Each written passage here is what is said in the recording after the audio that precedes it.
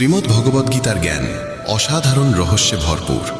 জীবনে তুমি আর কিছু জানো বা না জানো, যদি শুধু গীতার জ্ঞান তুমি উপলব্ধি করতে পারো, তবে জীবনে তুমি সেই সব কিছুই পেতে পারবে যা তুমি সত্যিই পেতে চাও।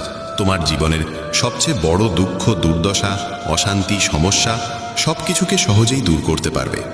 গীতার জ্ঞান মানুষকে প্রতিটি ভয় থেকে মুক্তি দেয়, প্রতিটি চিন্তা থেকে আজাদ করে দেয় এবং সাফল্য ও খ্যাতি অর্জনের পথ প্রশস্ত করে।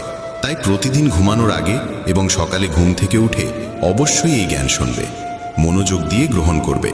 এতে করে ধীরে ধীরে তোমার ভেতরের অশান্তি দূর হবে, মন শান্ত হবে আর জীবনে ইতিবাচক পরিবর্তন আসবে। গীতার এই উপদেশগুলো সাধারণ কথা নয়, এগুলো জীবনের অমূল্য দিশা। গীতা আমাদের শেখায়, প্রথমত এই কঠিন কলিযুগে মানুষের কাছ থেকে অতিরিক্ত ভালোবাসা বা ভালো ব্যবহারের প্রত্যাশা করা উচিত নয়। আজকের যুগে কেউ কারো জন্য ভালো হয় কেবলমাত্র তখনই যখন তার কোনো স্বার্থ জড়িত থাকে। স্বার্থ শেষ হয়ে গেলে সেই একই মানুষ এমন একটি রূপ দেখায় যা তুমি কখনো কল্পনাতেও ভাবোনি। মানুষের যে বাহ্যিক ভালোভাব দেখাও তা আসলে একটি মুখোশ, একটি ছদ্মবেশ মাত্র। তাই যখন কেউ তোমার প্রতি ভালো আচরণ করে তখন তাকে নিয়ে অন্ধভক্তি সৃষ্টি করো না, বা তার পিছনে পিছনে নিজেকে নিঃশেষ করো না। কারণ একজন মানুষ কবে কেমন বদলে যাবে তা কেউ জানে না। যতক্ষণ পর্যন্ত কেউ ভালো থাকে ততক্ষণ তাকে নিয়ে আনন্দ করো, কিন্তু যখন সে বদলে যায় তখন তার জন্য আফসোস করো না। নিজের ভেতরে সেই বোধ তৈরি করো যে পৃথিবীতে সব কিছু পরিবর্তনশীল, যে কোনো মানুষ যে কোনো সময় বদলে যেতে পারে। তাই কারো ভালো ব্যবহার দেখে অন্ধ হয়ে তাকে নিয়ে ভেসে যেও না, কিংবা তাকে একেবারে নিজের অবলম্বন বানিও না। যে যত ভালোই তোমার সঙ্গে চলুক না কেন, বিশ্বাস করো ঠিক ততটুকুই যতটুকুতে তোমার হৃদয় ভেঙে না যায়। গীতার আরেকটি শিক্ষা হলো, নিজের ভালোবাসা কখনো জোর করে কারো ওপর চাপিয়ে দিও না। তুমি যতই কাউকে ভালোবাসো না কেন, যদি তার কাছে তোমার সেই ভালোবাসার কোনো মূল্য না থাকে, তবে তুমি যতই আকুল মিনতি করো না কেন, তার কাছে তা কোনো অর্থ বহন করবে না।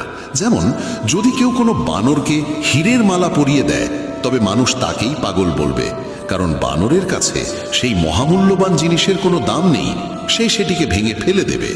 একইভাবে তোমার ভালোবাসাও সেই হীরের মালার মতো।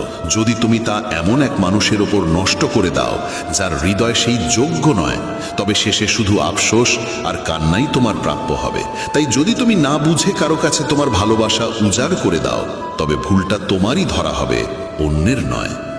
গীতা আমাদের আরও শেখায় যে কখনোই অন্যদের সামনে নিজেকে দুর্বল প্রমাণ করো না। যদি তুমি কারো কাছে তোমার দুর্বলতা প্রকাশ করো, তবে তা তোমার জন্য ক্ষতির কারণ হবে, কারণ মানুষ তোমার সেই দুর্বলতাকেই তার শক্তি বানিয়ে তোমার বিরুদ্ধে ব্যবহার করবে। যেমন যদি তুমি কারো কাছে বলে ফেলো যে তুমি তার ছাড়া বাঁচতে পারবে না, তবে সেই মানুষ জানবে যে সে তোমার সঙ্গে যতই খারাপ ব্যবহার করুক না কেন, তুমি তার কাছেই থাকবে। তখন তোমার জীবন তার উপর নির্ভর হয়ে যাবে, আর সে সব সময় তোমাকে নিয়ন্ত্রণ করবে। যে মানুষই তোমার দুর্বলতা জেনে ফেলে, সে তোমাকে বারবার ভয় দেখাবে এবং তোমাকে তার নিয়মে চালাবে। আর তখন তুমি আর স্বতন্ত্র থাকবে না, কেবলই এক অসহায় দুর্বল মানুষ হয়ে যাবে। আর দুর্বল মানুষের প্রতি কেউ ভয় পায় না, কেউ তার সম্মানও করে না। তাই তোমার যত দুর্বলতাই থাকুক না কেন, তা কখনো পৃথিবীর সামনে প্রকাশ করো না, এতে তোমার জীবন বদলে যাবে। এই পৃথিবীতেই মানুষকে তার ছলনা, ভণ্ডামি ও পাপের ফল ভোগ করতে হয়। মনে রেখো, সময় কাউকেই ক্ষমা করে না। সফলতা মানে এই নয় যে তোমাকে কারোর চেয়ে ভালো হতে হবে। সফলতা মানে হলো তুমি যেভাবে আছো তার থেকে আরো ভালো হওয়া। ঈশ্বর কঠিন পরীক্ষা নেন, কিন্তু সেই পরীক্ষা সহ্য করার শক্তিও তিনিই দেন। যতক্ষণ না তুমি নিজেকে বদলাবে, ততক্ষণ পর্যন্ত তোমার জীবনে কোনো পরিবর্তন আসবে না। মুখের ওপর সত্য বলার এবং রাগ প্রকাশ করার মতো মানুষ সেই সব মানুষের চেয়ে লক্ষ গুণ ভালো, যারা সামনে একরকম আর পেছনে অন্যরকম। কারো কষ্ট বুঝতে হলে মানুষের মধ্যে প্রকৃত মানুষ থাকার প্রয়োজন। কাক কোয়েলের গানের স্বর চাপা দিতে পারে, কিন্তু নিজে মিষ্টি স্বরধ্বনি দিতে পারে না। তেমনি নিন্দাকারী একজন সদ্গুণবানকে অপমান করতে পারে, কিন্তু নিজে কখনো সদ্গুণবান হতে পারে না। যদি একাকিত্ব থাকে, তবে সেটাকে আশীর্বাদ হিসেবে দেখো, কারণ পরমাত্মা তোমাকে নিজেকে গড়ার জন্য একটু বেশি সময় দিয়েছেন। একা থাকার আনন্দ নিতে শেখো, কারণ কেউ তোমার সঙ্গে সারা জীবন থাকবে না। সময়ের একটা অভ্যেস খুব ভালো, যেমনই হোক তা এক সময় পার হয়ে যায়। সফল মানুষ সুখী থাকে কিনা সেটা গুরুত্বপূর্ণ নয়, কিন্তু যেই সুখী থাকে সে একদিন অবশ্যই সফল হয়ে ওঠে। যখন কারো সঙ্গ হয়ে ওঠে জীবনের সবচেয়ে দামি সম্পদ, তখন সেই সম্পর্কই হয়ে যায় জীবনের সবচেয়ে বড় প্রাপ্তি। যারা তোমার অস্তিত্বের মূল্য বোঝে না তাদের ছেড়ে দেওয়াই শ্রেয়। যদি দুনিয়ার সব কাজ মানুষ নিজেই করতে পারত, তাহলে আমার অর্থাৎ ঈশ্বরের অস্তিত্বের কোনো প্রয়োজন থাকতো না। যেখানে তোমার চেষ্টার সীমা শেষ হয়, সেখান থেকেই আমার কাজ শুরু হয়। একটি শিশু কি খাবে, কি পরবে, কি পরবে না, এসবের চিন্তা করে তার মা। তেমনি আমাদের কি প্রয়োজন, কি প্রাপ্য আর কি অপ্রয়োজনীয় তা দেখে থাকেন স্বয়ং ভগবান। মিথ্যা ও ভান যত দ্রুতই চলুক না কেন, গন্তব্যে পৌঁছায় একমাত্র সত্যই। মানুষ রং বদলায়, আর মুরলীধারী ভগবান সময় বদলে দেন। মন এক অনুগত দাস, কিন্তু এক ভয়ঙ্কর প্রভুও বটে। মানুষের উচিত জীবনের চ্যালেঞ্জ থেকে পালিয়ে না যাওয়া, আর না ভাগ্য ও ঈশ্বরের ইচ্ছাকে অজুহাত হিসেবে ব্যবহার করা। শান্ত থাকো যতক্ষণ না তোমার সঠিক সময় আসে। মানুষের সবচেয়ে ভালো বন্ধু হলো তার আত্মা ও মন, যে ভালো কাজের প্রশংসা করে আর খারাপ কাজের তিরস্কার করে। খালি হাতে এসেছিলে, খালি হাতেই চলে যাবে। আজ যা তোমার, আগামীকাল তা অন্যের হবে। তাই যা করো ভগবানকে উৎসর্গ করে করো। স্বাস্থ্য হলো সবচেয়ে বড় উপহার, তৃপ্তি হলো সবচেয়ে বড় সম্পদ, আর বিশ্বস্ততা হলো সবচেয়ে গভীর সম্পর্ক। প্রতারণা করলে প্রতারণার ফল অবশ্যই পাবে, আজ না হোক কাল। সত্যিকারের জীবনের পথে চললে প্রতিটি মুহূর্তে শান্তি মিলবে। উপবাস শুধু খাবারের নয়, হওয়া উচিত লোভ, হিংসা, পরনিন্দা, রাগ ও খারাপ চিন্তাগুলোরও। যদি মনোযোগের দৃঢ় সংকল্প আর শরীরের পরিশ্রম একত্রে কোনো কাজে নিয়োজিত করা যায়, তবে সফলতা নিশ্চিত। ভাগ্যের দরজায় মাথা কুটে লাভ নেই, বরং কর্মের ঝড় তোলো, দরজাগুলো নিজেই খুলে যাবে। রাগের মুহূর্তে জন্ম নেয় বিভ্রান্তি, বিভ্রান্তি নষ্ট করে বুদ্ধি, আর বুদ্ধির বিনাশেই ঘটে মানুষের পতন। জল যদি সীমা লঙ্ঘন করে তবে তা ধ্বংস আনে, আর বাক্য যদি সীমা লঙ্ঘন করে তবে তা সর্বনাশ ডেকে আনে। কারো সঙ্গে প্রতারণা করা একরকম ঋণ, যা একদিন না একদিন তোমাকে কাউকে না কাউকে দিয়ে শোধ করতেই হবে। কলিযুগে বেঁচে থাকার জন্য সর্বদা প্রস্তুত থাকা উচিত, কারণ মানুষ ও ঋতু কখন পাল্টে যাবে কেউ জানে না। ভগবান বলেন, তুমি যদি আমার দিকে চাও আমি তোমার দিকে তাকাবো। তুমি আমাকে যেভাবে স্মরণ করবে আমি তোমার কাছে সেভাবেই উপস্থিত হব। প্রতিশোধ নেওয়ার চিন্তা করো না, শান্ত হয়ে বসে থাকো। যারা তোমার সঙ্গে খারাপ করেছে তাদের সঙ্গেও শেষ পর্যন্ত খারাপই হবে। এই দুনিয়ায় উন্মাদনা হলো সবচেয়ে বড় অন্ধতা, মূর্খতা হলো সবচেয়ে গভীর ফাঁদ, ঘৃণা হলো সবচেয়ে ভয়ানক হিংস্রতা, আর লোভ হলো সবচেয়ে ধারালো অস্ত্র। আনন্দের কোনো নির্দিষ্ট পথ নেই, আনন্দ নিজেই একটি পথ। তুমি যদি সঠিক পথে থাকো তাহলে চিন্তা করো না, কেবল সেই পথে চলতে থাকো। তাতে তুমি একদিন অবশ্যই তোমার লক্ষ্য অর্জন করবে। এই গোটা পৃথিবীতে সবচেয়ে মূল্যবান জিনিস হলো সময়, তাই একে নষ্ট করো না, নয়তো শেষে শুধু অনুশোচনা থাকবে। জীবনে কখনো কারো সঙ্গে নিজের তুলনা করো না। যেমন চাঁদ আর সূর্যের তুলনা করা যায় না, কারণ তারা দুজনেই নিজেদের সময় মতোই আলো দেয়।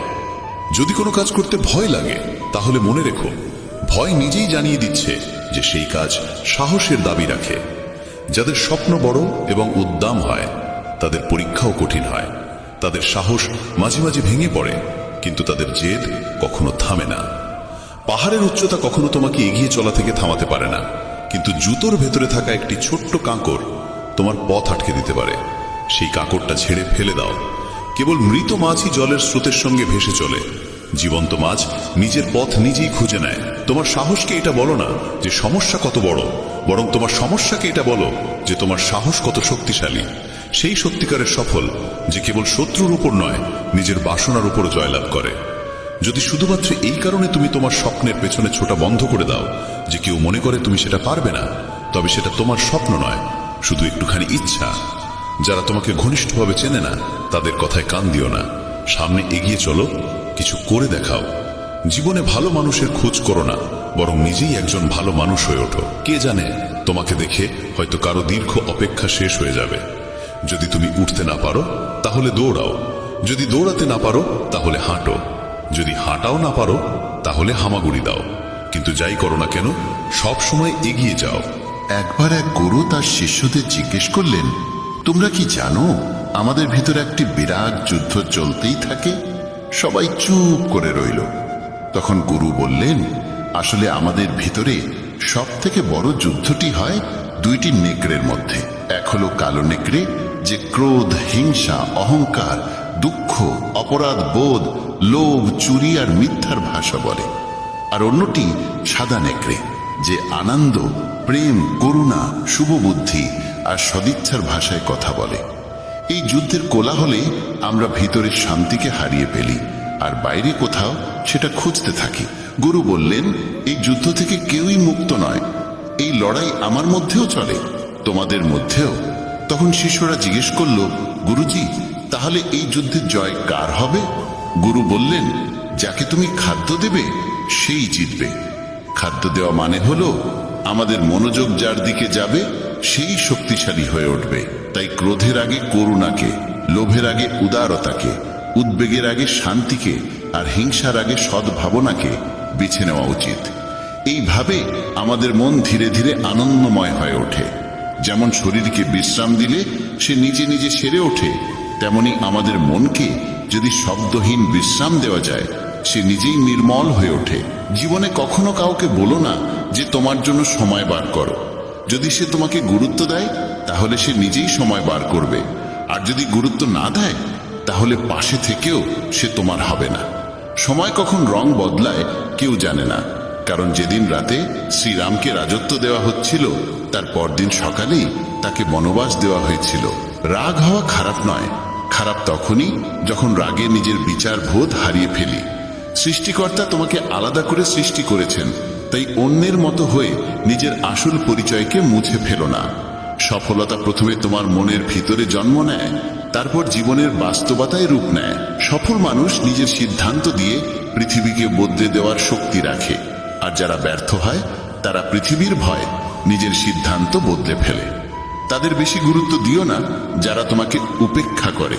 অনেকেই তোমাকে মাটিতে পুঁতে দেওয়ার চেষ্টা করবে, কিন্তু নিজেকে এমন গড়ে তোলো যেন বারবার বীজ হয়ে জন্মাতে পারো। ভরসা রাখো ভগবানের উপর, তিনি যদি এখান পর্যন্ত নিয়ে এসে থাকেন তবে সামনে এগিয়েও নিশ্চয়ই নিয়ে যাবেন। চিন্তা করে কেউ আজ পর্যন্ত কোনো কাজ শেষ করতে পারেনি, তাই চিন্তা করা ছেড়ে দাও। শ্রীকৃষ্ণ বলেন, ধীরে ধীরে সবকিছু হবে। যেমন একজন মালি শত শত কলসি জল গাছে ঢালে, তবুও ফল তো ঋতু আসলেই ধরে। অর্থাৎ ধৈর্য রাখলে আর সঠিক সময় এলে কাজ আপনা আপনি পূর্ণ হয়। যদি কখনো একা চলতে হয় তাহলে ভয় পেও না, কারণ শ্মশান, শিখর আর সিংহাসনে মানুষ একাই থাকে।